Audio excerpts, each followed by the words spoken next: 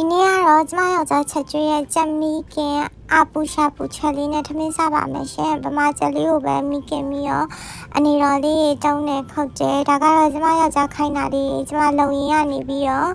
စိတ်မရှိတော့လို့သူကသူပဲယူပြီးလိလိုက်ချလိုက်ပါတယ်ရှင်ခုနကလှိချထားတာလေးကိုငပီလေးနည်းနည်းထည့်ပြီးတော့ထောင်းပါတယ်ထောင်းလို့ရတာလေးတွေကိုစီလေးနည်းနည်းလေးနဲ့စီတက်ပြီးတော့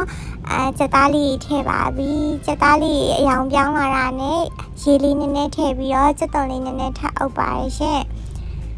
ကဲရေလေးထပ်ထပ်ပြီးလို့ရှိရင်တော့အပူရွက်လေးအုပ်ပါပြီအပူရွက်လေးကမွေးနေရောကဲဆူလာတဲ့အချိန်မှာတော့အုပ်ဖို့အုပ်ဆောင်မရှိလို့ကျမတို့လူများနှစ်ယောက်ဒုက္ခရောက်ပါတယ်ရှင်ချက်သားချက်သွားတော့ချင်းချက်ဖို့အတွက်ကျမတို့ကပြင်ဆင်နေရပဲဖြစ်ပါတယ်ရှင်ကျမရဲ့အလှလေးတစ်ဖြတ်ပေါ့နော်ကဲမလာနိုင်တော့ပါဘူးရှင်ဆေးရချွတ်ရပါပြီကဲအရင်စားကောင်းတဲ့ချက်သားအပူရှာပူချက်လေးနဲ့ထမင်းစားပါပြီရှင်ကျေးဇူးတင်ပါတယ်ယောက်ျားရေဟင်းကောင်းလေးချက်ကျွေးရ